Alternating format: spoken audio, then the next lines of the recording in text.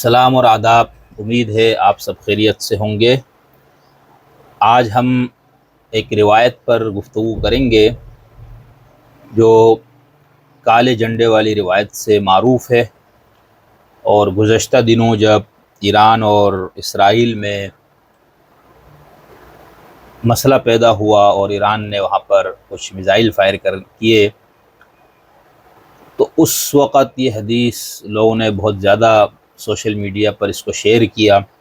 اور خاص طور پر ان لوگوں نے جو اس وقت یہ سمجھتے ہیں کہ امت مسلمہ کی لیڈرشپ جو ہے وہ ایران کے ہاتھ میں ہے کسی حد تک، اور ایران کا جو کچھ مشرق وسطیٰ میں ایک لڑائی ہے وہ فلسطین کی وجہ سے ہے، اور وہ القدس یا فلسطین کی آزادی کے لیے جو تحریک ہے وہاں پر اس کی پشت پناہی کر رہا ہے۔ تو اس بنیاد پہ پھر ہمارے ہاں جو عام طور پر طریقہ ہے کہ ہم جو سیاسی یا دفاعی تجزیے کرتے ہیں اس کے ساتھ ساتھ پھر آپ کا دینی ورلڈ ویو ہے، تو پھر آپ اس پہ اپنی فہم اور اس کے مطابق آپ روایات اور آیات وغیرہ سے بھی استدلال کرتے ہیں۔ تو یہ ہم نے دیکھا کہ ایک دو روایتیں بہت زیادہ اس کو لوگوں نے شیئر کیا اور اس کو اطلاق کرنے کی بھی کوشش کی، کسی نے کھل کے لکھا باقاعدہ امام خامنائی کے نام کے ساتھ، اور کچھ نے اس کو اسی تناظر میں اس کو شیئر کیا۔ واٹس ایپس کے کئی گروپس پہ ہم نے یہ دیکھا، فیس بک پہ، ٹویٹر پہ جو تھوڑا بہت ہمارے ہاں ابھی ایکس جو چل رہا ہے، تو ان سب پہ ہم نے یہ دیکھا کہ لوگوں نے اس روایت کا بہت زیادہ استعمال کیا۔ اچھا، اس میں اصولی طور پر ایک دو باتیں ذہن میں رکھ لیجئے گا۔ ایک تو یہ کہ جو حدیث کی کتابوں میں مستقبل کی پیشگوئیوں سے متعلق دو طرح کی روایات ہمیں ملتی ہے شیعہ اور سنی دونوں کی کتابوں میں۔ ایک وہ روایات جن کا تعلق محض مستقبل کی پیشگوئیوں سے ہے، یعنی پیغمبر نے یا کسی امام معصوم نے آنے والے حالات سے متعلق کوئی بات کی، اور اس میں یہ نہیں بتایا کہ یہ قرب قیامت کی نشانی ہے، وہ کسی بھی وقت ایسی کوئی چیز ہو سکتی ہے، اس کا ذکر ہے۔ دوسری وہ روایات ہے جن کا وہ باقاعدہ علامات قیامت یا علامات ساعہ میں محدثین اس کو پیش کرتے ہیں۔ تو یہ دو طرح کی روایتیں ہمیں ملتی ہیں۔ ایک تو ہمیں یہ دیکھنا ہوگا کہ اس قسم کی روایات کا تعلق علامات قیامت سے ہے، ظہور مہدی سے قبل، یا اہل تسنن کے مطابق ولادت مہدی سے قبل، نزول مسیح سے قبل کے حالات سے متعلق ہیں، یا محض حضور نے اپنے بعد ہونے والے کچھ حادثات کی طرف اس کا اشارہ کیا۔ ایک اور چیز، جب ہم حدیث یا روایت کی بات کرتے ہیں تو یہ بات ذہن میں رکھے کہ وہ روایت ایک راوی نے اس کو اپنے الفاظ میں بیان کر کے پیغمبر کی طرف یا امام کی طرف اس کو منسوب کیا ہوتا ہے، ٹھیک ہے؟ یعنی ہمارے ہاں زیادہ تر حدیث محدثین کا بھی یہ خیال ہے کہ وہ روایت بالمعنی ہے، روایت باللفظ جو ہے وہ حدیث کم ہے۔ روایت بالمعنی کا مطلب یہ ہوتا ہے کہ صحابی نے پیغمبر سے یا کسی امام سے کوئی بات سنی تو اس نے اس کو اپنے الفاظ میں بیان کیا، وہ روایت بالمعنی ہے۔ تیسری چیز، روایات سے متعلق یہ کہ اس میں اس کو ضعیف، حسن، صحیح، اس طرح کی جو محدثین نے قسمیں کی اس کو بھی ذہن میں رکھنا ہے۔ یہ نہیں کہ کوئی بھی بات آئی اور اس میں یہ کہہ دیا گیا کہ پیغمبر نے کہا تھا یا فلاں امام نے، تو اس کو بعینہ ہی اسی حتمی یقین کے ساتھ اس کو آگے بیان کرنا، تو یہ بھی ایک بات ہے۔ اس کو محدثین خود حدیث کے زیادہ ذخیرے کو وہ ظنی کہتے ہیں، یعنی حدیث متواتر کو نکال دیجئے تو باقی حدیثوں کا جو ذخیرہ ہے وہ متواتر نہیں ہے، یعنی اور متواتر نہ ہونے کا مطلب یہ ہوتا ہے کہ خبر احاد ہے، اور خبر احاد سے متعلق یہ بات یقینی ہے کہ وہ ظنی ہے۔ اب ظنی کہنے سے جو ہمارے ہاں ایک حدیث کے ماننے نہ ماننے والوں کی جو بحث ہے، اس میں پھر یہ ظن اور ظنی کا مطلب پہ بڑی بحثیں ہوئی، بڑی کتابیں لکھی گئی، ہم اس بحث میں نہیں پڑھتے، لیکن بہرحال محدثین کا جو ظنی کہنے کا مطلب یہی ہے کہ ہم اس کو قرآن کی طرح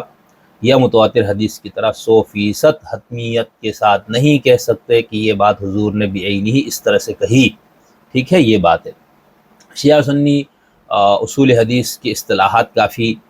ایک دوسرے سے متشابہ بھی ہے، اور تعریفات میں بھی کافی ایک دوسرے سے قریب بھی ہے، تو اس لیے میں اس کو دونوں کو ایک ساتھ بیان کر رہا ہوں۔ باقی جو تشیع کے ہاں یہ جو تصور ہے کہ جو حدیث اصل کسی اصول میں سے کسی اصل میں آ جائے، جو اربعمیا جو ہے 400 اصل یا اصول جو 400 کتابوں کا ایک دعویٰ ہے ان کے ہاں، اس پہ بڑی بحثیں ہیں، اس میں ہم بات کریں گے آگے۔ تو ان کا یہ کہنا ہے کہ وہ قطعی الصدور ہوتا ہے، یعنی وہ امام سے وہ بات صادر ہوئی ہے، ٹھیک ہے، وہ بحثیں ہیں جو بات کی ہے۔ لیکن بہرحال ابھی ہم جو مجموعی بحث ہے وہ یہی ہے کہ جب اس طرح کی کوئی حدیث ہو، ظنی ہو، متواتر نہ ہو، خبر احاد میں سے ہو، تو اس کو احتیاط کے ساتھ بیان کرنے کی ضرورت ہوتی ہے، اور زیادہ احتیاط یہی ہے کہ یہ بات کہی جائے کہ بھئی حضور صلی اللہ علیہ وسلم کی طرف یہ بات منسوب ہے یا امام سے یہ بات نسبت دے کر بیان کی گئی ہے۔ اس کی وجہ یہ ہے کہ پھر لوگ اپنے حساب سے ان کا اطلاق کرتے ہیں، پھر کچھ مہینوں سالوں میں بالکل وہ اطلاق غلط ثابت ہوتا ہے، تو پھر وہ حرف جو ہے وہ پیغمبر پہ یا امام پہ آتا ہے، تو اس لیے اس میں میرے خیال سے اس کے اندر احتیاط کی ضرورت ہے۔ لیکن ہم نے دیکھا کہ پہلے یہ جب سنی دنیا کا معاملہ تھا، افغانستان، عراق اور یہ شام اور یہ ہمارے ہاں کی پراکسی لڑائیاں وغیرہ تھی، تو اس میں سنیوں نے بہت اس طرح کی حدیثوں کا اطلاق کرنے کی کوشش کی، بڑی کتابیں اس میں لکھی گئی۔ اب چونکہ ایران اور شیعہ اس میں زیادہ وہ ہے، تو شیعہ دنیا کا، تو اب انہوں نے بھی وہ والا کام شروع کر دیا، لیکن اس میں اس حتمی یقین کے ساتھ یہ کہنا کہ بھئی امام جعفر نے یہ کہا تھا اور یہ دیکھو یہ وہی چیز ہے، حضور نے یہ فرمایا تھا دیکھو جی آج وہی چیز ہے، تو یہ بہت میرے خیال سے خطرے کی بات ہے۔ خطرہ اس مفہوم میں کہ آپ ایک تو نسبت دی گئی بات کو اس حتمیت کے ساتھ بیان کرنا، اور پھر اس کا بعینی ہی اس طرح سے اطلاق کرنا، تو یہ بہت سے مسائل ہے۔ ہمارے ہاں جو کچھ حدیثیں سوشل میڈیا پہ اس وقت شیئر ہوئی، اس میں سے ایک حدیث تو اس طرح سے لوگوں نے بیان کیا کہ حضور صلی اللہ علیہ وسلم کی طرف منسوب کر کے امام باقر علیہ السلام کو اس کا راوی کہا گیا کہ خراسان سے سیاہ پرچم نکلیں گے، انہیں کوئی روک نہ سکے گا، یہاں تک کہ ایلیا یعنی بیت المقدس میں جا کر نصب ہو جائیں گے۔ ان کا سربراہ بنی ہاشم سے ایک شخص ہے کہ جس کے سیدھے ہاتھ میں خلل ہے، اب یہ لفظ ذہن میں رکھنا ہے۔ دوسرا، خراسان سے ایسے سیاہ پرچم نکلیں گے، انہیں کوئی روک نہ سکے گا، یہاں تک کہ ایلیا میں جا کر نصب ہو جائیں گے۔ ان کا سربراہ بنی ہاشم سے ہوگا جس کا دائیں ہاتھ زخمی ہوگا، ٹھیک ہے، یہ کتاب الفتن ابن حماد کی طرف اس کو منسوب کیا یہ ہے۔ یہ دو روایتیں زیادہ پیش کی گئی، پھر کسی نے یہ والی چیز ہی پیش کی کہ آستان قدس سے رضوی علیہ السلام کے ادیان کی مشترکہ میراث ہمائش میں عیسائی محقق سعد الیازجی نے کہا، بائبل میں ہم عیسائیوں کو خوشخبری دی گئی ہے کہ ایرانی آخر الزمان میں ایسے اقتدار میں آئیں گے جو برائیوں پر فتح حاصل کریں گے، کیونکہ ان کے پاس دھوداری تلوار ہے۔ میں نے برسوں تاریخی تلواروں کے بارے میں تحقیق کی، یہاں تک کہ میں یہ سمجھنے میں کامیاب ہو گیا کہ دھوداری تلوار وہی ذوالفقار ہے، اور ایرانیوں سے مراد بھی امام علی علیہ السلام کے شیعہ ہے۔ بائبل کے مندرجات کے مطابق ایران اسرائیل کو شکست دے گا اور زیادہ وقت باقی نہیں ہے۔ اب یہ جس شخص کی طرف منسوب ہے اس کا بھی نہیں پتہ یہ اس نے کہاں کہی، کسی کتاب میں کہی، کسی گفتگو میں کہی، کس بنیاد پہ کہی، لیکن یہ بھی ایک سوشل میڈیا پہ شیئر ہونے والی پوسٹوں میں سے ایک یہ پوسٹ تھی، تو میں نے کہا یہ بھی آپ کو بتا دوں۔ اب ہم سب سے پہلے یہ جو روایت ہے اس پہ چلتے ہیں۔ اس روایت کا جیسے میں نے آپ سے کہا کہ اس کا ذکر جو ہے وہ ابن حماد کی جو کتاب الفتن ہے اس کے اندر اس کو بتایا گیا، یا اس کے اندر اس کی نسبت ہے کہ اس کے اندر یہ روایت موجود ہے۔ کتاب الفتن یہ بہت مشہور کتاب ہے، اور میرے خیال سے اب اس کو اردو ترجمہ بھی ہوا ہے، اور یہ مقبول جان صاحب نے اپنے کسی اس میں اس کا بیان بھی کیا کسی کالم یا مضمون میں کہ بھئی اس کتاب کا ترجمہ جو ہے وہ ہو چکا ہے، ٹھیک ہے۔ اچھا، اب یہی جو روایت ہے یہ علی قرانی صاحب جو مشہور ایک شیعہ عالم ہے ان کی کتاب ہے، کتاب عصر الظہور، اس کے اندر بھی انہوں نے اس پہ تھوڑی سی بات کی ہے، اور پھر کچھ لوگوں نے اس کو بہار اور باقی حدیث کی کتابوں کی طرف بھی نسبت دے کر اس حدیث کو بیان کیا ہے۔ میں یہاں پر سب سے پہلے آپ کے سامنے کتاب الفتن سے اس روایت کو پیش کرنے کی کوشش کرتا ہوں۔ اچھا، یہ روایت اب میں آپ کے سامنے پیش کروں گا۔ حافظ ابو عبداللہ نعیم بن حماد کی جو کتاب ہے کتاب الفتن، ٹھیک ہے، اور یہ وفات ان کی ہے 288 ہجری، اور اس کتاب میں مکتبۃ التوحید القاہرہ سے یہ کتاب چھپی ہے، اور صفحہ نمبر 316 پہ یہ روایت میں آپ کو دکھاتا ہوں، پڑھ کے سناتا ہوں۔ اس میں یہ روایت ہے ابو عثمان عن جابر عن ابی جعفر، امام ابو جعفر سے یہ منسوب ہے۔ انہوں نے پھر پہلے سفیانی لشکر اور ان سب کا ذکر کیا، اور یہ پورے، یعنی یہ نہیں کہ ایک ٹکڑا ہی ہے جو ہم سوشل میڈیا پہ لوگوں نے شیئر کی، پوری ایک حدیث ہے۔ تو اس حدیث کے اندر آگے یہ ہے کہ اس وقت پھر یہ سفیانیوں کا ظہور ہوگا، پھر اہل کوفہ کا قتل، اہل مدینہ کا قتل، اس وقت پھر تقبل الرایات السود من خراسان، خراسان سے کالے جھنڈے والے آئیں گے۔ اب یہ ذہن میں رکھیے گا کہ جب حضور نے یہ بات کہی تھی تو اس وقت خراسان یہ پورا افغانستان اور یہ ایران کے پورا اس پٹی کو کہا جاتا تھا، ایسا نہیں کہ ابھی جو مشہد یا کچھ ایک خاص علاقہ جس وقت ایران میں اسی کو کہا گیا۔ اسی لیے اس کو جو اہل سنت کے لوگوں نے جب اس کا اطلاق شروع کیا، خاص طور ڈاکٹر سرار وغیرہ کو آپ کو پتہ ہے، انہوں نے ان ساری روایات کا اطلاق کیا طالبان کا جب ظہور ہوا تھا، اور وہ بھی کالی پگڑیاں اور کالے جھنڈے اس طرح۔ تو اس کے اندر یہ ہے کہ خراسان سے لوگ آئیں گے، علی جمیع الناس شاب من بنی ہاشم، ان پہ ایک بنی ہاشم کا ایک نوجوان ان کی لیڈری کر رہا ہوگا، بکفہ الیمنی خال، اس کے دائیں ہاتھ میں ایک خال ہوگا۔ اب خال کے دو ترجمے کیے گئے، ایک تو خال تل جو یہ دیکھ رہے آپ، ٹھیک ہے، اس کو کہا گیا بلکہ یہ بھی تل ہے،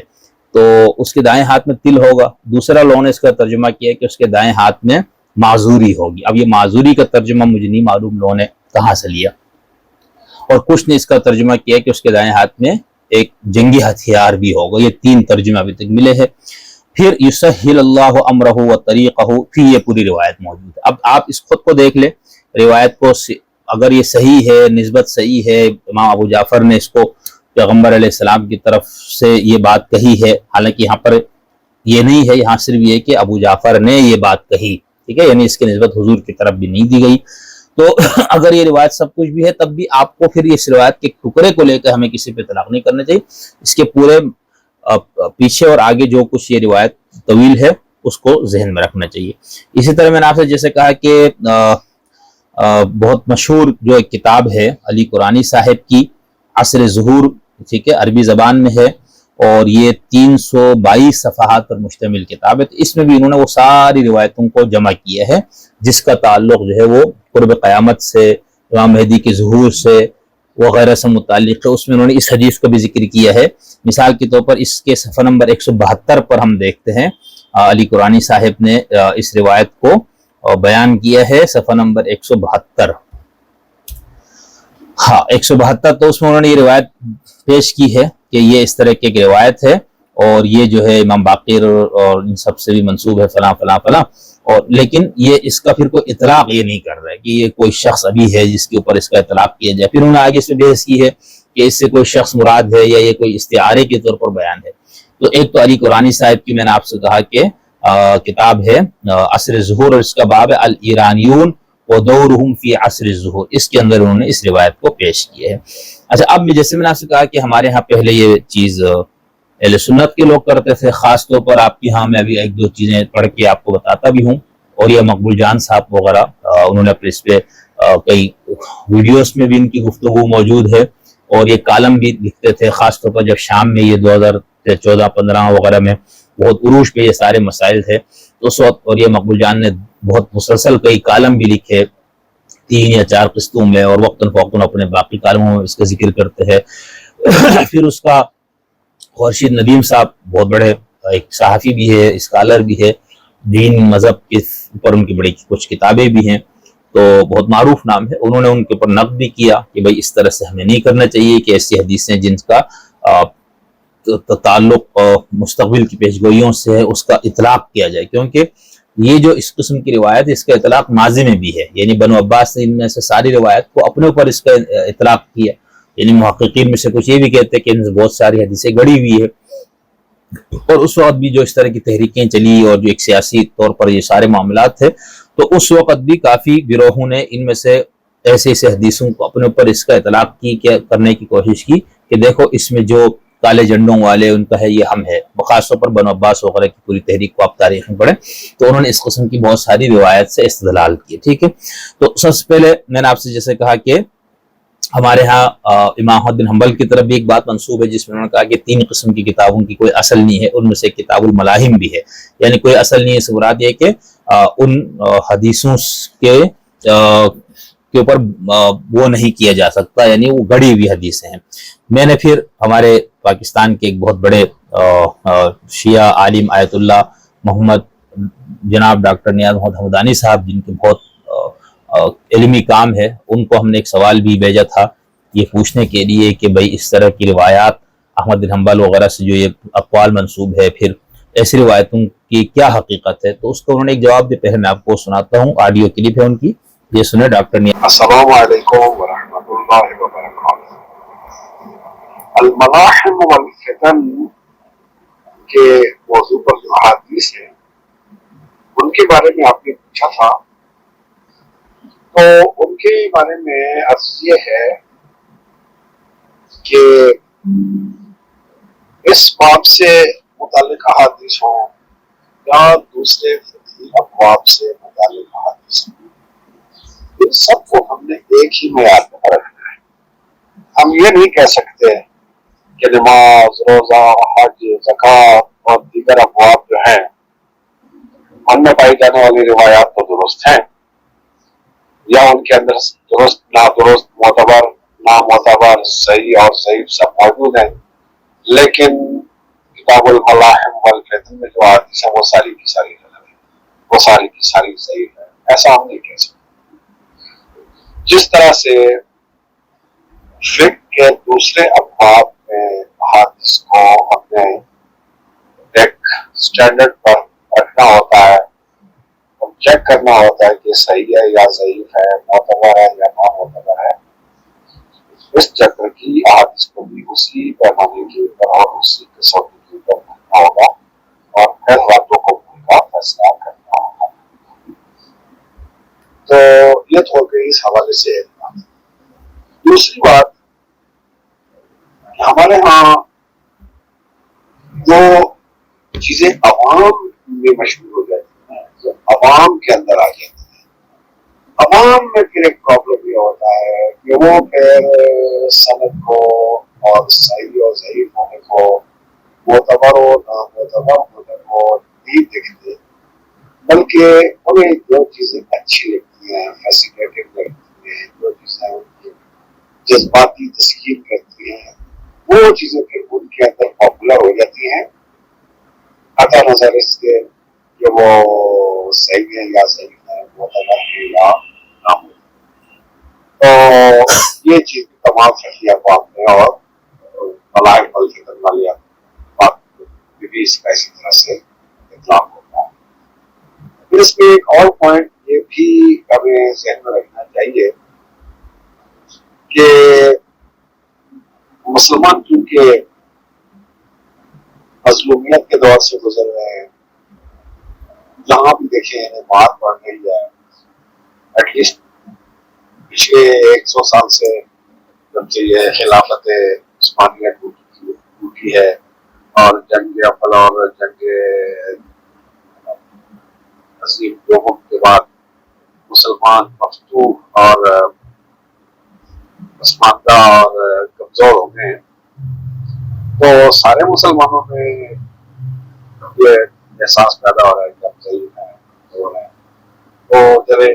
امام مہدی تشریف لائیں گے تو ہمارے حالات بہتر ہو جائیں گے۔ اہل تشیع میں تو یہ پچھلی بہت صدیوں سے یہ ایک احساس محرومی، احساس مظلومیت، احساس ضعف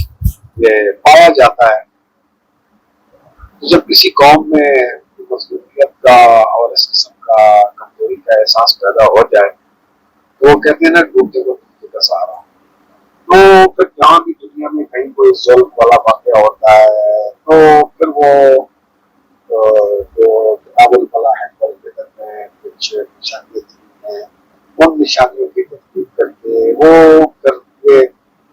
نتیجہ نکالنے کی کوشش کرتے ہیں کہ بس یا تو دنیا ظلم سے بھری جا رہی ہے تو آپ ان واقعات کے بعد تو امام زمان کا ظہور ہونا ہی ہونا ہے۔ تو یہ زیادہ تر لوگوں کی اپنی خواہشات ہوتی ہیں، وش فل تھنکنگ ہوتی ہے، اور دنیا میں پہلے بہت دفعہ یہ واقعات ہوئے، جن کی بنیاد پر اس وقت کے لوگوں نے یہ امید مان لی تھی کہ اب امام زمانے میں السلام بس ہوا کیوں گیا، اور آج کل بھی اسی طرح کے حالات چل رہے ہیں، اور لوگ اس قسم کی خاص طور پر اہل تشیع ہوئے اس قسم کی سائیکی بنی ہوئی ہے، اس کی بنیاد پر انالیسس کر رہے ہیں کہ بس امام زمان علیہ السلام کی ضرور ہونے والا ہے۔ اب اس قسم کے واقعات، اس قسم کے حوادث، اس قسم کے مظاہر کی بنیاد پر کوئی اس قسم کا کوئی قطعی فیصلہ نہیں دے سکتے کہ جناب بس اب اس واقعے کے بعد تو امام زمان علیہ السلام ضرور ہو، اور معاشرت کی بنیاد پر بعض شخصیات کے حوالے سے بھی لوگ دیکھتے ہیں کہ کچھ مخصوص عناصر ہوتے ہیں جو اپنی پسندیدہ شخصیات کے بارے میں بعض احادیث اور روایات کر رہے ہوتے ہیں، اور وہ بھی خلاف حقیقت ہوتی ہے پسند آ رہا ہے۔ یہ اس موضوع کے بارے میں بھی مختصر معلومات تفصیل میں اگر بات کریں تو بہت لمبی ہو جائے، مختصر یہ جو تو یہ ڈاکٹر صاحب آیت اللہ ہے، یعنی ایک عالم آدمی جب بات کرتا ہے اس طرح کے موضوعات تو آپ کو اس کا انداز دیکھیں، یعنی چونکہ وہ اصولوں سے واقف ہوتا ہے، حدیث کے حوالے سے اس کی اوپر جو بحثیں ہیں محدثین کی، فقہا کی، متکلمین کی، اصولین کی، اس کو ان سب چیزوں کا علم ہوتا ہے تو ان سب کو سامنے رکھ کے بات کرتا ہے، ٹھیک ہے۔ جبکہ ہمارے یہاں جو مقبول جان صاحب اور اس ٹائپ کے جو لوگ اٹھتے ہیں، یا ساحل صاحب اور ایسے لوگ، یا جو سوشل میڈیا پہ اس طرح کی روایتیں نشر کرنے والے، تو وہ ایک عوامی اس میں، یعنی آپ کو اس کی تمام جہاد کا اور اس کا علم یا ہوتا نہیں ہے، یا ہوتا ہے تو آپ اپنی خواہش اور تمنا کے مطابق اس کو پیش کر رہے ہوتے، تو یہ ایک فرق آپ دیکھ لیجئے گا۔ اسی طرح ابھی جب موجودہ یہ سب کچھ ہوا تو اس پہ مقبول جان صاحب کی ایک اور ویڈیو آئی تھی، میں پہلے آپ کو سناتا ہوں، پھر ان کی جو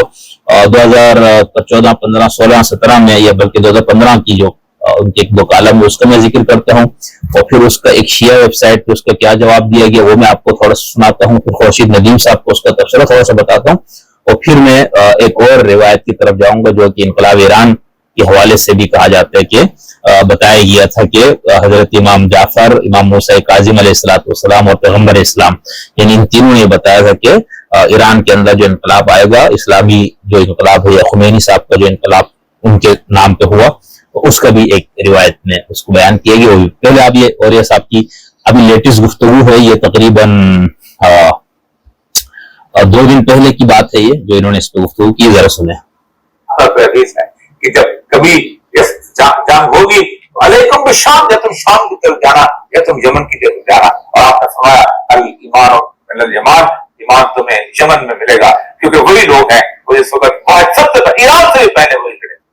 صورتحال کیا بن رہی ہے آپ دیکھیں، 1400 سال پہلے جب رسول اللہ صلی اللہ علیہ وسلم نے آپ نے جب یہ حدیث کہی، یہ مسند احمد، ابو داؤد اور مصنف ابی شیبہ کی حدیث ہے، آپ نے فرمایا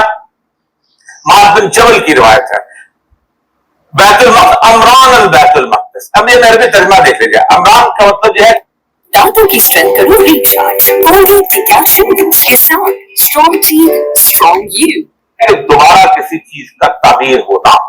یعنی بیت المقدس وہ جگہ ہے کہ جس کو اللہ نے خاص طور پر مسجد اقصی کا نام، وہی ہیکل سلیمانی جس کو کہتے ہیں، اور ہمارے یہاں وہ مسجد اقصی ہی ہے۔ اکثر اوقات لوگ کنفیوز کرتے ہیں کہ نہیں بیت المقدس اقصی کوئی اور ہے، قرآن میں تو بات ہے سبحان الذی اسری بعبدہ لیلا من المسجد الحرام الى المسجد الاقصی، پاک ہے وہ ذات جو اپنے بندے کو مسجد حرام سے مسجد اقصی لے گئی، تو مسجد اقصی تو موجود تھی، وہی مسجد اقصی ہے۔ دین کے ہاں انتظام کیا، ہر چیز جہاں ابراہیم بنائے، حضرت موسیٰ بنائے، حضرت عیسیٰ بنائے، حضرت رسول اللہ علیہ وسلم بنائے، وہ مسجد ہی ہوتی ہے۔ عمران البیت المقدس، بیت المقدس کی آبادی خراب ہے جیسا کی ویران، یہ کون جائے گا سولر کا، اس کے بعد ویران ہو جائے گا جیسا۔ اور آپ نے یہاں تک کہا کہ جسرت کی ویرانی جو سوچا گیا ہے کہ وہ اس میں آپ کو وہاں جنگلی جانور گھومتے پھرتے نظر آئیں گے، وہ خراب ہے۔ اور آگے آپ نے فرمایا خراب الجسرت خروج الملحمہ، وہاں سے بڑی جنگ کا آغاز ہوگا، وہ خروج الملحمہ جس پر دنیا وفت الدنیا خروج الرجال، اور قال ثم ضرب بید علی فاض الذی، اور آپ نے میری ران پر اور کندھے پر ہاتھ مار کو فرمایا کہ ایسے ہی حقیقت ہے جیسے تم یہاں بیٹھے ہو और जब मैं जहां बैठा हूं। ये है वो टाइम लाइन। अब इस टाइम लाइन के बाद मदीना की वीरानी से पहले क्या होना है, अब क्या बात है, मदीना की वीरानी क्यों होगी उसकी बात है। मदीना की वीरानी इसलिए होगी कि मदीना वाले जो मदीना पे हुक्मरान है उनके साथ जो कुछ होने वाला है उसके बाद में आते हैं। पहले ही एक बात क्या होगी, आप इब्ने इदरीस नबी जद्दी अबी हुरैरा, इब्ने इदरीस अपने वालिद से अपने दादा से रिवायत करते हैं कि हजरत अबू हुरैरा फरमाते थे क़ाल रसूलुल्लाह सल्लल्लाहु अलैहि वसल्लम अव्वलन नास हलाकन फारिस सुम्मा अरब अलास, सबसे पहले लोगों में से फारस वाले क्या होंगे, उनके पीछे अरब आएंगे। यानी अब तुम ईरानियों को तनहा छोड़ दोगे, वो बेचारे लड़ेंगे और अल्लाह के यहाँ मकबूल बाका हो जाएंगे, वो शहादत देंगे, लेकिन इसराइल क्या तो तबाह होगी, दुनिया पूरी उनको तबाह करने के लिए करती है। उनके अपने मसाइल हैं, उनकी अपनी अपनी अपनी सूरत हाल है, जिसकी वजह से वो शायद इस तरफ होगी, लेकिन पहली हलाकत इस जंग की ईरान की होगी। और उसके अंदर जो भी उसके अंदर शामिल होगा, यकीनन इसराइल की जंग के अंदर जो भी शामिल होगा यहूदियों का, वो अल्लाह ताला तबारक व तआला के रसूल सल्लल्लाहु अलैहि वसल्लम का वो यकीनन शहादत की मंजिल पे पहुंचने वाला है। तो सैयदुल अंबिया सल्लल्लाहु अलैहि वसल्लम। अब देखें यहाँ पर औरिया साहब ने दोबारा फिर एक और हदीस को बयान कर दिया और बाकायदा उसको इतलाक भी कर दिया, और इसराइल के साथ ईरान की जंग हो रही है। खैर अब वो बादल तो छट गए, अब पता नहीं आगे क्या हालात होते, लेकिन इसमें इस कदर बेबाकी के साथ इंसान को इन चीज़ों का इतलाक नहीं करना चाहिए। इसके साथ साथ मैंने जैसे आपसे कहा कि औरिया मकबूल जान का 16 अक्टूबर 2015 को एक कालम इनका है कि शाम,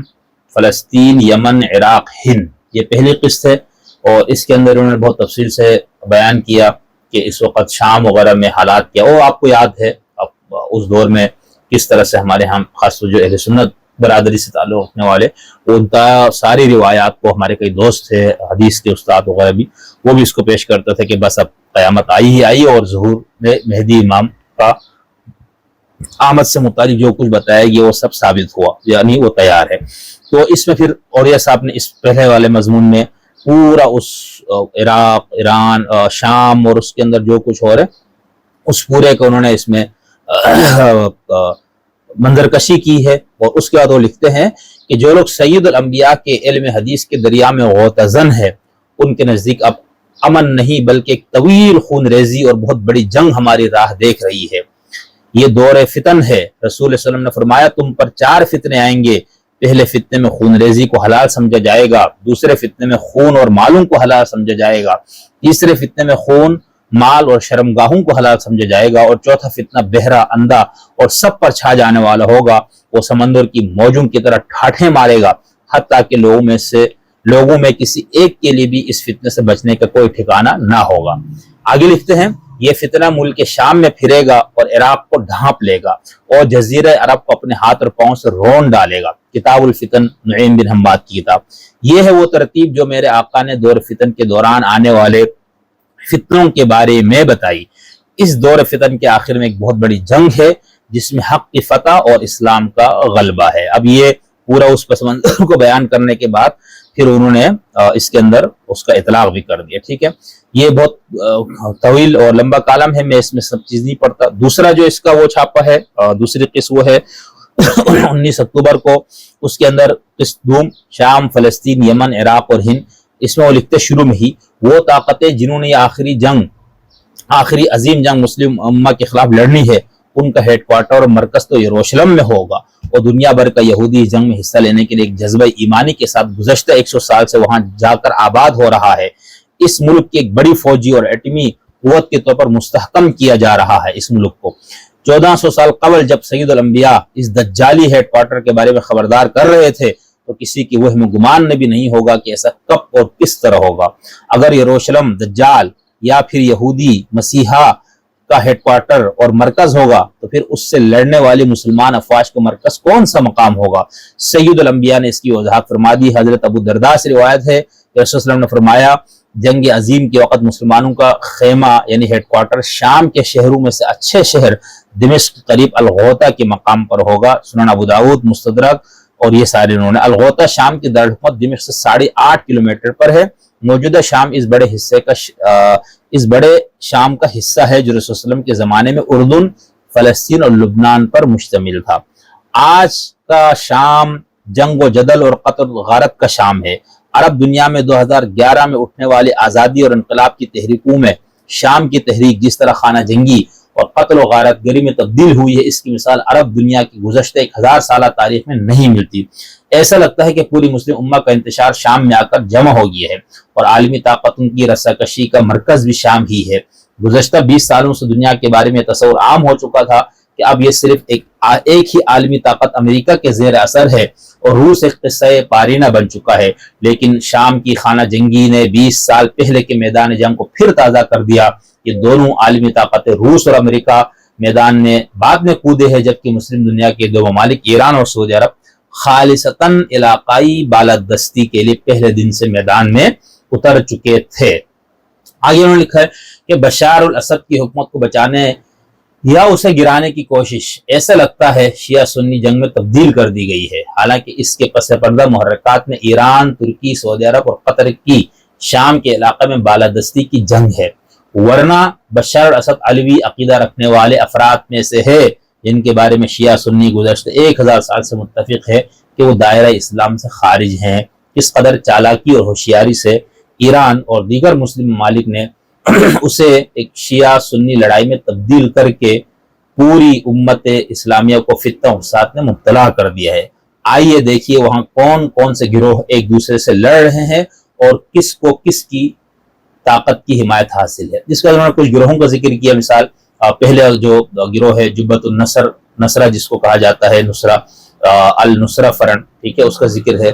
کیا انہوں نے۔ اس کا دوسرا گروہ جیش الاسلام کا ذکر کیا ہے جس کو سعودی عرب کی اس کے آشرواد ہے۔ تیسرا انہوں نے بتایا ہے کہ قوت و حرکت و احرار الشام الاسلامیہ ہے۔ اسی طرح ایک تنظیم جو اخوان کے زیر سرپرستی اٹھائی گئی لواء التوحید عبدالقادر الصالح کی ہے، اور ایک الجیش الثوری الحر ہے جسے عرف عام میں سیرین آرمی کہا جاتا ہے، فری سیرین آرمی کہا جاتا ہے، اور ایک اور کردستان ورکرز پارٹی ہے۔ یہ سب چیزیں ان کا یہ کہنا ہے کہ یہ سب لوگ وہاں پر برسر پیکار ہے۔ آگے لکھتے ہیں دوسری جانب بشار الاسد کی حمایت میں پہلے ایران کے پاسداران آ کے لڑتے رہے، اور اب ایران نے جنرل قاسم سلیمانی کی سربراہی میں اپنی افواج بھی اتار دی ہے، لیکن ساتھ ساتھ پوری دنیا سے اپنے ہم مسلک افراد کو وہاں لڑنے کے لیے بھیجا جاتا ہے۔ ان کے دو گروہ وہاں دیگر سنی گروہ سے لڑ رہے ہیں، ایک لواء الفضل العباس ہے جس میں عراقی شیعہ شامل ہیں، جبکہ دوسرا گروہ زینبیہ ہے جس میں پاکستان اور بھارت سے گئے ہوئے تشیع کے افراد۔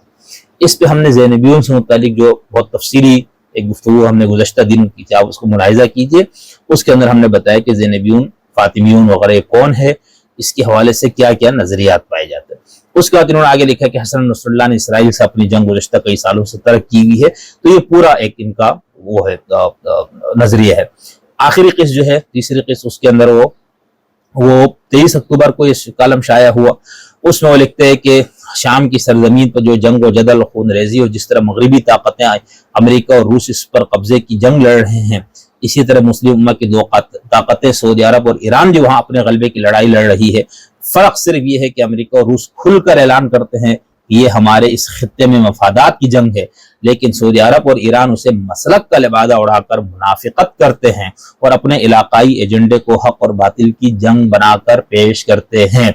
یہ نہ شیعہ کی لڑائی ہے نہ سنی کی، یہ وہ قتل و غارت گری اور خانہ جنگی ہے جس نے پورے خطے کو اپنے لپیٹ میں لے لی ہے۔ ٹھیک ہے، اب اس کے بعد انہوں نے دوبارہ وہ چیزیں بیان کی، وہاں پر کون کون سے داعش ہے، فلانا ہے، یہ ساری تنظیمیں ہیں۔ اس کے بعد انہوں نے آگے پھر لکھا ہے کہ روس، عراق اور ایران کے اتحاد اور امریکی حکمت عملی کی وجہ سے یہ جنگ بہت طویل بھی ہو سکتی ہے، کیونکہ یہ سب طاقتیں مل کر بشار الاسد کو مستحکم اور مضبوط بنا دیں گی۔ ہو گیا یہ جنگ جسے ایران اور سعودی عرب نے حق اور باطل کی جنگ بنا کر مسلم امہ کو ہجان میں مبتلا کی ہے، دراصل وہ فساد ہے جس کی نشاندہی میرے آقا سید الانبیاء نے کی تھی۔ آپ ذرا احادیث کو ترتیب سے دیکھیں تو حیران رہ جائیں گے 1400 سال پہلے آپ نے کیسے خبردار کیا تھا۔ فرمایا جزیرۃ العرب اس وقت خراب نہ ہوگا جب تک مصر خراب نہ ہو جائے۔ الفتن، عنقریب تم افواج کو پاؤ گے شام، عراق اور یمن میں۔ البیہقی خبردار کرتے ہوئے فرمایا جب شام میں فساد ہو تو تمہاری خیر نہیں۔ مصعب احمد بن حنبل، حضرت اسحاق بن ابی یحییٰ الکعبی حضرت اوزاعی سے روایت کرتے ہیں جب پیلے جھنڈے والے مصر میں داخل ہو تو اہل شام کو زمین دو سرنگیں کھود لینا چاہیے۔ السنن الواردہ الفتن، ان احادیث کو موجودہ زمانے ترتیب سے دیکھ لیں۔ عرب بہار کا آغاز سب سے پہلے مصر سے ہوا، اور جیسے وہی تحریر اسکوائر پر 4 انگلیوں والے پیلے رنگ کے جھنڈے بلند ہوئے،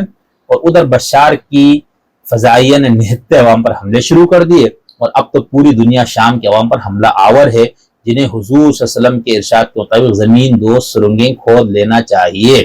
یہ فساد جو اس وقت برپا، اس کا انجام کیا ہوگا؟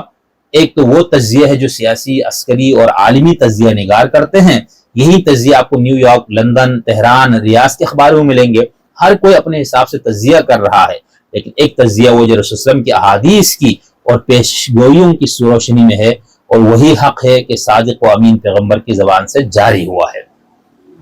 اس کا انہوں نے تفصیل سے وہ آگے بہت لکھا ہے۔ یہ آپ میں سے جن لوگوں کو اس موضوع سے دلچسپی ہے، جن لوگوں نے اس وقت نہیں یہ چیزیں پڑھی، تو وہ دیکھ لے۔ اور یہ مقبول جان صاحب نے اس پورے کو کس طرح سے روایات کی روشنی میں دیکھنے کی کوشش کی، اور میں نے شروع میں تمہیدی کلمے میں کہہ دیا تھا کہ اس قسم کی روایت کو دیکھنے کے لیے انسان کو کس قدر حساسیت کا اس کو احساس ہونا چاہیے۔ اب ایک اہل تشیع کی جو ایک ویب سائٹ ہے جس کا ہم نے گزشتہ ذہن بیون نے بہت تفصیل سے اس کا ذکر کیا تھا، اسلام ٹائمز، ٹھیک ہے، اس میں بہت طویل ایک مضمون ہے جو اولیاء مقبول جان کے ان تینوں مضامین کے رد میں ہے، اور اس کا عنوان ہے اولیاء مقبول جان کی خدمت میں۔ لکھنے والے کا نام ہے زاہد عباس ملک۔ میں اس میں سے صرف اس میں جو ہیڈنگ کے نیچے ایک مختصر اقتباس اس کو پیش کرتا ہوں، باقی بہت تفصیلی مضمون ہے، ابھی ٹائم نہیں ہے سب کو پڑھنے کا۔ اولیاء مقبول جان صاحب نے شام میں متحرک جن دہشت گرد تنظیموں کی مدح سرائی کی ہے۔ وہ در حقیقت شام میں پیدا ہونے والی ایک سیاسی تحریک کو عسکری تحریک میں بدل کر شام کی تباہی اور بربادی کی اصلی ذمہ دار ہیں۔ ایسا کیوں کیا گیا؟ ان نام نہاد جہادی تنظیموں نے پرامن سیاسی جدوجہد کو کس کے اشارے پر مسلح تحریک میں بدل دیا؟ شام جیسے فلسطینیوں کی جدوجہد آزادی کے سب سے بڑے پشتبان کو کس نے باہمی آویزش میں مبتلا کر دیا؟ کس نے شام کی بھائی چارے کی فضا میں گولہ و بارود کا زہر بھر دیا؟ تو جناب عالی، یہی وہ عالمی دہشت گرد تنظیمیں ہیں جو افغانستان سے لے کر عراق اور شام تک استعماری ایجنڈے کی تکمیل میں مسلمانوں کے قتل عام میں ملوث ہیں۔ انہوں نے اپنے بیرونی آقاؤں کے اشارے میں شام کو تباہ و برباد کر دیا۔ عالمی میڈیا ان خبروں سے اٹا پڑا ہے کہ جبہت النصرہ سے لے کر احرار الشام تک تمام تنظیموں کی پشت پناہی اسرائیل، سعودی عرب، اردن، ترکی، قطر اور امریکہ پر مشتمل اتحاد کر رہا ہے۔ یہ میں نے آپ کو بتایا کہ بہت زیادہ لمبا مضمون ہے۔ اس میں پہلے اولیاء مقبول جان کی ہمدردی، امت مسلمہ کی ان کے دل کے درد، ان سب کو سراہا، اس سب کو پیش کیا ہے، اور پھر اس کا انہوں نے ان کا ایک نقد، اس کا جائزہ لیا ہے،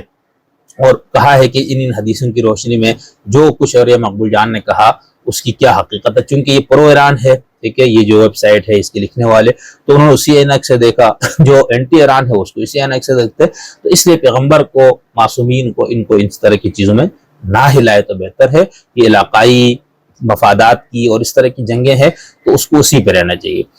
اور خورشید ندیم صاحب نے اس وقت 2-3 اس کے پر کلام لکھے تھے جس میں انہوں نے یہ بتایا تھا کہ یہ عصری معاملات میں ان نصوص کا اطلاق، ایک کالم میں وہ لکھتے ہیں کہ عصری معاملات میں دینی نصوص کا اطلاق ایک نازک کام ہے۔ پاک بھارت تعلقات دین کا موضوع وہ غزوہ ہند والی، آج کچھ لوگ اس کو دین کا مسئلہ بنا کر پیش کر رہے ہیں۔ اللہ کے رسول نے فرمایا، یعنی وہ کہہ رہے اس طرح کرتے لوگ اس تساہل اور بے تکلفی سے بیان کرتے ہیں کہ آدمی اس جسارت پر حیران رہ جاتا ہے۔ اللہ کے رسول نے اگر دین کے باب میں کچھ فرمایا ہے تو وہ حجت ہے۔ اس سے صرف نظر صرف ایک خیر سے محرومی نہیں، ایمان سے محرومی ہے۔ یہ کیسے ہو سکتا ہے کہ اللہ کے رسول دین کی کوئی بات بتائیں اور ایک مسلمان رد و قبول کے انتخاب میں الجھ جائے؟ معاذ اللہ۔ تاہم اللہ کے رسول نے فرمایا، یہ جملہ کہتے وقت ذمہ داری کا ایک بوجھ آپ کے سر پر ہوتا ہے۔ ایسا نہ ہوتا تو محدثین شب و روز اس کے نظر نہ کرتے، لاکھوں روایات سے چند ہزار کا انتخاب نہ کرتے، سنگ ریزوں کے انباء سے ہیرے نہ چنتے۔ حدیث کے باب میں اس امت کی روایت یہی رہی ہے۔ یہ انتخاب ایک مسئلہ تھا جس نے امت کو بخاری اور مسلم جیسی شخصیات عطا کی۔ مجھے حیرت ہوتی ہے کہ لوگ کتنی آسانی سے کوئی جملہ رسول سے منسوب کر دیتے ہیں، اور وہ بھی کسی سند کے بغیر۔ ٹھیک ہے، یہ ابھی جو سوشل میڈیا اور اس پہ جتنی حدیثیں شیئر ہوئی اور جس کا ہم نے شروع میں ذکر کیا، آپ دیکھ لیجیے۔ اس کے بعد انہوں نے بہت تفصیل سے اس پر بات کی ہے، اور اس پہ کہ کس قدر اس میں ہمیں احتیاط کی ضرورت ہے۔ پھر انہوں نے غزوہ ہند کی روایت اور پاکستان کے عنوان سے ایک کالم، جس کے قسط نمبر 2 میں بھی انہوں نے اسی پہ بات کی ہے، اور اس میں وہ لکھتے ہیں کہ مجھے اس پر اصرار نہیں کہ ماضی میں لوگوں نے ان روایات کا جو مصداق طے کیا وہ درست تھا، کل بھی یہ قیاس تھا، آج بھی قیاس ہے۔ دین قیاس پر نہیں، محکم بات اور یقین پر کھڑا ہے۔ جب لوگ غیر مصدقہ باتوں کو رسول اللہ نے فرمایا کے ساتھ بیان کرتے ہیں تو دراصل انہیں دینی سند دے دیتے ہیں۔ جب یہ باتیں غلط ثابت ہوتی ہیں تو ہماری یہ غلطی دین کی غلطی سمجھی جاتی ہے۔ اس لیے دین کے مسائل صرف خلوص نیت سے بیان نہیں ہو سکتے، اس کے لیے محکم دلیل کی ضرورت ہوتی ہے۔ میں نے یہ بتانے کی بھی کوشش کی ہے کہ جب لوگ یقین کے ساتھ ان روایات کا مصداق طے کرتے ہیں تو کیسے لاکھوں لوگوں کی جان و مال اور ایمان کو خطرے میں ڈال دیتے ہیں۔ مسلمانوں کی تاریخ میں بارہا یہ ہوا کہ چند واقعات پر ان روایات کو منطبق کیا گیا، لوگوں نے جان و مال کی قربانی دی مگر روایت میں کہی گئی کسی بات اور واقعے کا مصداق نہ بن سکے۔ مثال کے طور جب افغانستان میں سوویت یونین کے خلاف معرکہ آرائی جاری تھی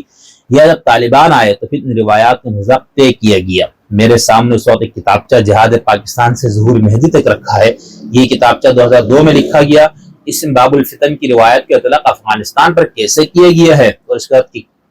اور اس کے بعد کے ماہ و سال نے کیسے انہیں غلط ثابت کیا، اس بات کو میں اگلے کالم کے لیے اٹھائے رکھتا ہوں۔ تو یہ ساری چیزیں انہوں نے پھر اس کے بعد اگلے کالم میں انہوں نے اس کا تھوڑا سا ذکر کیا، اور اس میں شروع میں وہ لکھتے ہیں دور جدید نے باب الفتن اور ملاحم کی روایت کا زیادہ تر اطلاق افغانستان پر ہوا ہے۔ سوویت یونین کے خلاف مزاحمت سے لے کر طالبان کے ظہور تک مسلمانوں کو بتایا گیا کہ روایت میں قرب قیامت کے باب میں جو پیشگوئیاں کی گئی پیش گوئیاں ہیں،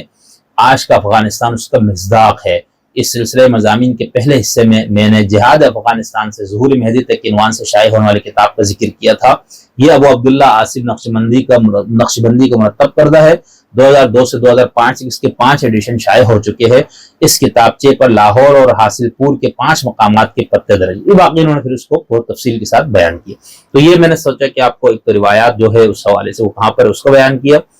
اور پھر وہ جو کالے جھنڈوں والی اس کو اہل تشیع کی ہاں بھی اس کو، جیسے میں نے آپ کو علی قرآنی صاحب کی کتاب کا حوالہ جس میں انہوں نے اس کا ذکر کیا ہے، لیکن اس کے مصداق میں علماء نے کوئی قدم نہیں اٹھایا۔ تو اس وقت اگر کوئی لوگوں نے اس کو امام خامنائی حفظ اللہ کے اس کا مصداق بنا کے اس کو شیئر کرنا شروع کیا، انہوں نے اس کو ہاتھ لیا، تو بہرحال اس لیے میں نے سوچا کہ آپ کو اس پورے بحث کا ایک تناظر ہمارے سامنے ہونا چاہیے، حدیث کی حیثیت، اہمیت، مقام، مرتبہ اور پیشگوئیوں سے متعلق 2 قسم کی روایات، ان کا اطلاق ماضی میں کیسے کیا گیا، لوگوں نے کس طرح کیا، اور اس میں کس قدر احتیاط کی ضرورت ہے۔ اس کے لیے پھر میں نے اسلام ٹائمز کے مضمون کا بھی آپ کو حوالہ دے دیا، اور یہ مغل جان کے مضامین کا بھی دے دیا، خورشید ندیم کا بھی۔ ایک اور روایت جو میں چاہ رہا تھا کہ آپ کو بیان کروں انقلاب ایران سے متعلق۔ اب یہ ایک کتاب ہے ہمارے پاس، ادیب الہندی صاحب کی کتاب ہے انقلاب ایران، ٹھیک ہے، یہ کتاب ہے ادیب الہندی انقلاب ایران، اور مختصر کتاب ہے یہ۔ تو اس کے اندر انہوں نے بالکل شروع میں ایک بات کی ہے، حدیثیں پیش کی ہے، ٹھیک ہے۔ لکھتے ہیں صفحہ نمبر 6 پر، پیغمبر اسلام امام جعفر صادق اور امام موسیٰ کاظم علیہ السلام سے یہ روایتیں نقل ہوئی ہیں۔ اب انہوں نے کئی روایتوں کو ایک ساتھ جمع کیا ہے، در حقیقت اس میں سے ایک جو روایت ہے وہ اس کا جو پہلا والا وہ بہار کے اندر ہے، باقی انہوں نے باقی کتابوں سے اس کے حوالے بھی انہوں نے آخر میں دیے ہیں، تو یہ انہوں نے اس کے اندر پیش کیے، ٹھیک ہے۔ میں اس حوالے سے سب سے پہلے میں اسی کتاب سے آپ کو پڑھ کے سناتا ہوں، اور پھر علی قرآنی صاحب کی کتاب سے بھی آپ کو اس حوالے سے کچھ پڑھ کے سناتا ہوں۔ اچھا، یہ ادیب الہندی صاحب لکھتے ہیں کہ پیغمبر اسلام امام جعفر صادق اور امام موسیٰ کاظم علیہ السلام سے یہ روایتیں نقل ہوئی ہے۔ کیا روایت ہے؟ سرزمین قم سے ایک شخصیت ظاہر ہوگی، بریکٹ میں انہوں نے عظیم لکھا ہے، جو لوگوں کو حق کی طرف دعوت دے گی۔ اس کے ساتھ ہی ایسے افراد ہوں گے جو پہاڑوں کی طرح اٹل، میدان جنگ میں شجاعت کا مظاہرہ اور صرف خدا پر بھروسہ کرنے والے ہوں گے۔ ان کے ہاتھوں میں سیاہ علم ہوں گے۔ اب آگے بریکٹ میں لکھتے ہیں کہ ایران کی انقلابی تحریک محرم سے شروع ہوئی، یعنی اطلاقات دیکھے، یعنی وہ کس طرح سے کرتے لوگ۔ یہ لوگ ظالم اور جابر حکومت سے اسلامی قوانین کا مطالبہ کریں گے، لیکن حکومت وقت ان کے مطالبے کو پورا نہیں کرے گی۔ یہ لوگ دوبارہ حکومت سے اسلامی قوانین کا مطالبہ کریں گے، اور حکومت وقت اس مرتبہ بھی انکار کر دے گی۔ اس کے بعد یہ لوگ کفن بردوش ہو کر دشمنان اسلام کے مقابلے پہ آ جائیں گے۔ یہ مجاہدین قتل بھی کیے جائیں گے، اور جو لوگ اس تحریک میں قتل کیے جائیں گے وہ شہیدان راہ خدا ہے۔ خداوند عالم ان مجاہدین کی نصرت فرمائے گا، جس کے نتیجے میں آخر دشمن کو ہزیمت اٹھانے پڑے گی، اور اس وقت دشمن بظاہر اسلامی قوانین کی نفاذ کے لیے تیار ہو جائے، مگر یہ لوگ اس کی باتوں میں نہیں آئیں گے۔ یہ لوگ وقت کے ڈکٹیٹر شاہ کو، اب یہ بریکٹ میں ہے، یعنی وقت کے ڈکٹیٹر اس کا بریکٹ میں شاہ کو رسوائی کے گاٹھ لگا کر پھر بریکٹ میں اسلامی قوانین کو نافذ کریں گے۔ اچھا اب یہ دیکھیں آگے بھی ہے، میں وہ پڑھتا ہوں۔ سب سے پہلے اس کے اندر جو بہار الانوار کے اندر ہے، روایت کا پہلا حصہ ہے بس، کہ میدان جنگ میں شجاعت کا مظاہرہ اور صرف خدا پر بھروسہ کرنے والے ہوں گے۔ باقی انہوں نے باقی در در کی کتابوں سے جمع کیا ہوگا۔ آگے لکھتے ہیں اس وقت کوفہ یعنی نجف علم و صاحبان ایمان سے خالی ہو جائے گا، ٹھیک ہے، اور قم گہوارہ علم و فضل قرار پائے گا۔ دنیا کے گوشے گوشے میں اس کی آواز پہنچے گی۔ اس روئے زمین پر کوئی بھی ایسا شخص باقی نہیں رہے گا جس پر اسلام اور شیعت کی حقیقت اور اس کی حقانیت واضح نہ ہو جائے۔ آفتیں قم سے دور رہیں گی، اور اگر کسی نے اسے ضرر رسانی کی کوشش کی تو خدا اس کو ہلاک کرے گا۔ اس وقت کے قدرت والے ستمگر قم کی اہمیت کو نہیں سمجھیں گے جس طرح انہوں نے اپنے خالق کو بھلا دیا ہوگا۔ یہ واقعہ زمانہ غیبت میں اور قائم آل محمد کے ظہور کے نزدیک رونما ہوگا۔ اس عظیم تحریک کے بانی امام زمانے کے نائب ہوں گے اور ان کی حکومت زمانے ظہور تک باقی رہے گی، اور یہ حکومت سوائے حضرت حجت کے کسی اور کے سپرد نہیں کی جائے گی، اور حضرت حجت ان لوگوں سے انتقام لیں گے جنہوں نے اس حکومت کی حقانیت کو سمجھتے ہوئے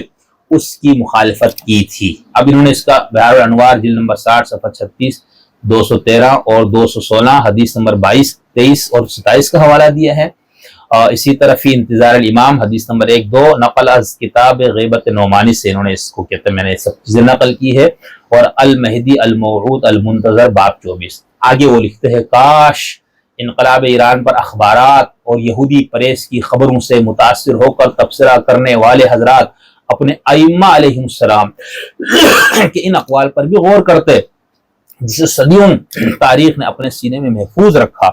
دشمنوں کی سینکڑوں ہزاروں سازشوں کے باوجود یہ احادیث محفوظ رہ گئی اور آج تک حق کی طرف آنے والے کو روشنی دکھا رہی ہے۔ ٹھیک ہے، اب انقلاب ایران کو چونکہ ہم نے اس سے بہت مفصل تمام حوالوں کے ساتھ بات کر کے تقریباً 1.5-2 گھنٹے پر مشتمل ہماری گفتگو اسی چینل پہ ہے، وہ بھی آپ دیکھ سکتے ہیں، اور یہ ساری کتابیں ہم نے یہاں پر رکھی ہے انقلاب ایران اور اس سے متعلقہ، اور عربی اور اردو اور فارسی کی۔ خیر تو کہنے کا اب یہ انہوں نے اس کو پورا جب دیا تو اب آخر میں جو انہوں نے کاش کہہ کے جو تبصرہ کیا وہ دیکھیں، اور پھر وہ ہمارے ہاں جو اوریا مقبول جان صاحب جو شام اور اس حوالے سے جو سارے ترتیب بیان کر رہے تھے حدیثوں کی روشنی میں، آپ وہ بھی دیکھ لیں۔ تو یہ مطلب جسارت تھی، ہم کہہ سکتے ہیں، اس کو کیا کہیں گے۔ اب علی قرآنی صاحب کی کتاب ہے عصر الظہور، اس کے صفحہ نمبر 165 پہ انہوں نے لکھا ہے احادیث قم والرجل الموعود منها، یعنی قم سے متعلق احادیث۔ اب شیعہ حدیث کی کتابوں میں قم سے متعلق اس کی فضیلت کافی حدیثیں ہیں۔ لکھتے ہیں ومنها حدیث قیام رجل من قم واصحابہ، کہتے ہیں انہی قم والی حدیثوں میں ایک حدیث ہے جس میں یہ ہے کہ اس میں قم میں ایک آدمی اور ایک آدمی کھڑا ہوگا اور اس کے ساتھی بھی ہوں گے۔ فعن الامام الکاظم، امام کاظم سے روایت ہے، قال انہوں نے کہا کہ رجل من قم يدعو الناس الى الحق يجتمع معه قوم قلوبهم كزبر الحديد لا تزلهم الرياح العواصف لا يميلون من الحرب ولا يجنبون وعلى الله يتوكلون والعاقبة للمتقين۔ اب یہ وہی ہے، ٹھیک ہے۔ اس میں انہوں نے سرزمین قم سے ایک شخصیت ظاہر ہوگی جو لوگوں کو حق کی دعوت دے گی، اس کے ساتھ ایسے افراد ہوں گے جو پہاڑوں کی طرح اٹل میدان جنگ میں شجاعت مظاہرہ اور صرف خدا پر بھروسہ کرنے والے ہوں گے۔ اب یہ آگے جو انہوں نے سیاہ علم وغیرہ یہ انہوں نے دوسری جگہ سے، یہاں پر علی قرآنی صاحب نے جو اس کا حوالہ دیا ہے وہ بہار کا دیا ہے۔ اس کے بعد وہ لکھتے ہیں علی قرآنی صاحب اس کے اوپر تبصرہ کرتے ہوئے کہ ولم تذکر الروایت متی یکون ھذا الرجل المبشر به واصحابہ، یہ نہیں پتا کہ وہ آدمی، یہ نہیں ذکر ہے روایت میں کہ وہ آدمی کب آئے گا اور اس کے ساتھی کب آئیں گے۔ ولکن لم یعهد فی تاریخ قم و ایران رجل وقوم بهذه الصفات قبلهم، لیکن یہ بات ہے کہ امام خمینی سے پہلے قم اور ایران کے تاریخ میں ایسی کوئی شخصیت نہیں آئی۔ وَيَحْتَمِلُ، اور یہ احتمال ہے، ان تكون الروایت ناقصة وان يكون فيها ذکر مناسبة قول على العقل وقد نقل صاحب البحار عن کتاب تاریخ القم، قم کی تاریخ سے اس کو پیش کیا ہے صاحب بحار نے، جس کا مؤلف تھا الحسن بن محمد الحسن القمی الذي الفوا قبل، انہوں نے 1000 سال پہلے کتاب لکھی تھی، لیکن وہ کتاب کا نسخہ اب دنیا میں نہیں ہے۔ یعنی علامہ مجلسی رحمۃ اللہ تعالی علیہ نے یہ حدیث پیش کی ہے ایک کتاب سے جس کا نام ہے تاریخ قم، لیکن وہ جو اوریجنل کتاب ہے وہ دنیا میں اب موجود نہیں ہے، ٹھیک۔ یہ پھر کہا کہ قد یقال، یہ بھی کہا گیا ہے کہ نعم لم يعهد في تاریخ قم و ایران ظہور هذا الرجل الموعود وقومه ذوي الصفات العظیمہ، یعنی ایسا کوئی، یہ بات ٹھیک ہے کہ ابھی تک قم میں ایسا کوئی شخص نہیں آیا، ولكن لا دلیل على انطباقها على السید الخمینی واصحابہ، لیکن اس کو امام خمینی اور ان کے ساتھیوں پر اس کو انطباق کرنے کی بھی کوئی دلیل نہیں ہے۔ فقط یکون رجل آخر واصحابہ یاتون فی عصرنا، ہو سکتا ہے کوئی اور آدمی ہو جو آئے، او بعد زمان طویل، یا بہت لمبے زمانے کے بعد، او قصیر یا مختصر وقت کی بات آئے۔ کہتے جواب یہ ہے کہ مع انہ لا یوجد فی روایت تحدید لزمان هذا الحدیث، یعنی یہ کہہ رہے کہ اس پہ یہ بات کی گئی، تو اس کا جواب میں یہ دے رہا ہوں کہ ٹھیک ہے کہ اس روایت نے اس حدیث میں اس کو کسی زمانے کے ساتھ اس کو محدد نہیں کیا گیا، لیکن مجموع صفات، یعنی اس کے جو صفات بیان ہے، مضافا الیہ ما ورد فی روایت الاخرى عن قم و ایران، اور جو باقی روایات جو قم اور ایران سے متعلق ہے، ترجح احتمال ان یکون المقصود بها سید خمینی و اصحابہ، اس سے یہی ہمیں لگتا ہے کہ اس سے مراد امام خمینی اور ان کے لوگ ہوں گے۔ یہ علی قرانی صاحب کی کتاب عصر الظہور ہے، اس میں بھی انہوں نے اس روایت کے اس ٹکڑے کو پیش کر کے یہ والی بات بھی کر دی کہ اس کا اطلاق امام خمینی اور ان کے ساتھیوں پر کرنے میں کوئی قباحت نہیں ہے۔ لیکن پھر آپ نے یہ ذہن میں رکھنا ہے کہ بھئی اس طرح کے اطلاق کرتے ہوئے اب انقلاب ایران کی بنیادیں کیا ہے، وہ کیا کچھ تھا، اس کے سارا آپ ٹھیک ہے آپ نے ایک دو حدیثوں کو لے کر اس کو پورا اس طرح سے کر دیا جیسے اور یہ مقبول جان صاحب نے کیا تھا شام اور اس عراق میں، یا اس سے پہلے ڈاکٹر صاحب وغیرہ، اسرار صاحب وغیرہ مرحوم افغانستان کے طالبان کے بارے میں کہا تھا، لیکن آگے جا کے وہ حالات وہ نہیں رہے، وہ چیزیں اس طرح سے نہیں رہی۔ تو ہمیں تو یہ طالب علمانہ ہمارا یہ خیال ہے کہ اس پہ انسان کو احتیاط کرنے کی ضرورت ہے، یعنی آپ اس طرح کی روایات کو اپنے، یعنی ابھی اگر یہ قرآنی صاحب اس گروہ سے ہوتے جو خمینی، انقلاب ایران یا اسلامی جو امام کے ظہور سے پہلے جو انقلاب اور اس طرح کی تحریکوں کے مخالف شیعہ فقہا یا علماء میں ان کا شمار ہوتا